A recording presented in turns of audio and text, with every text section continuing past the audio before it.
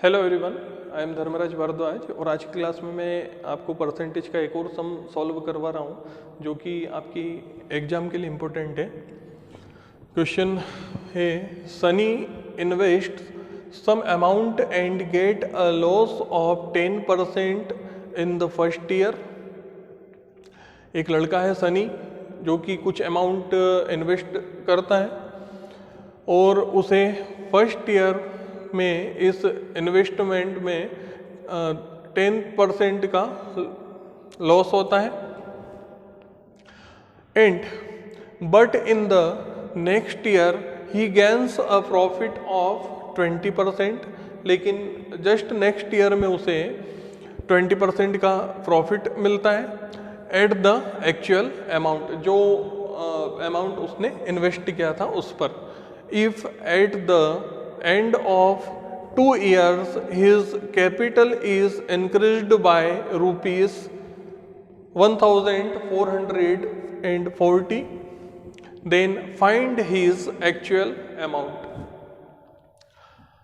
एक लड़का है वो इन्वेस्टमेंट करता है तो उसमें उसे फर्स्ट ईयर में 10% का लॉस होता है जितना भी अमाउंट वो इन्वेस्ट करता है उस पर, और जस्ट सेकेंड ईयर में उसे 20% का प्रॉफिट होता है।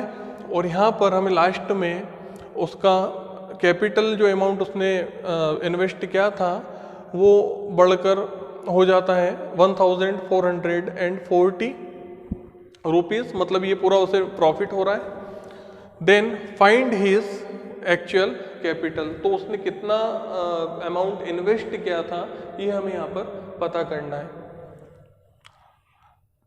सबसे पहले सॉल्यूशन में गिवन डेट आप उसने क्या क्या कंडीशन दे रखी है क्वेश्चन में या हमें क्या दिया है उसे लिखेंगे। तो फर्स्ट ईयर लॉस उसने हमें बता रखा है 10%, सेकेंड ईयर गेन्स और प्रॉफिट इज इक्वल टू 20%, और इंक्रीज इन कैपिटल ये अमाउंट हमें दे रखा है 1440 रुपीज़। अब इसे सॉल्व करते हैं। Let x denotes the original capital, hence we have, हमें उसने कितना अमाउंट इन्वेस्ट किया था उस अमाउंट का पता नहीं है, इसलिए हम उसे x मानते हैं, x एज्यूम करते हैं। तो इस क्वेश्चन के अकॉर्डिंग ही इसकी फर्स्ट इक्वेशन बनेगी सॉल्व करने के लिए। देखिए x हमने माना, जो अमाउंट वो इन्वेस्ट कर रहा है उसे x, अब माइनस का साइन में इसलिए यूज कर रहा हूं क्योंकि फर्स्ट ईयर में उसे 10% का यहाँ पर लॉस हुआ है। तो जो एक्चुअल अमाउंट है अगर लॉस होता है तो जितने भी परसेंट लॉस हो रहा है वो उस एक्चुअल अमाउंट में से माइनस होगा। तो x माइनस 10% ऑफ x मैंने यहाँ पर लिया है जो उसने अमाउंट इन्वेस्ट किया है उसे। तो x में से हमने 10% ऑफ x जो कि फर्स्ट ईयर में 10% का लॉस हुआ है उसे माइनस किया, प्लस सेकेंड ईयर और नेक्स्ट ईयर में उसे 20% का यहाँ पर प्रॉफिट होता है। प्रॉफिट इसी अमाउंट में, एक्चुअल अमाउंट में ऐड हो जाएगा। तो फिर मैंने प्लस लगाकर 20% ऑफ x, मतलब जो भी अमाउंट है उसमें 20% का प्रॉफिट, और प्रॉफिट हो रहा है तो वो अमाउंट उसमें एक्चुअल अमाउंट में ऐड होगा, इसलिए मैंने प्लस के साइन का यूज किया, इज इक्वल टू। अब इक्वल में x तो उसका जो एक्चुअल अमाउंट था, और हमें इसने क्वेश्चन में बोला है कि if at the end of 2 years his capital is increased by rupees 1440, मतलब एक्चुअल अमाउंट में 1440 रुपये जुड़ेंगे। ये इसका 2 साल के बाद का प्रॉफिट था इस अमाउंट पर। इस इक्वेशन को सॉल्व करते हैं। देखिए x माइनस मैंने यहाँ पर लिखा था 10% ऑफ x, इसे हम चेंज कर इस तरह से लिख सकते हैं 10x अपॉन 100, इसका मतलब होता है x का 10%, 10% of x plus 20% of x, plus का साइन लिया 20x upon 100 is equal to, equal में हमारे पास था एक्चुअल अमाउंट प्लस 1440 रुपीज, तो x प्लस 1440।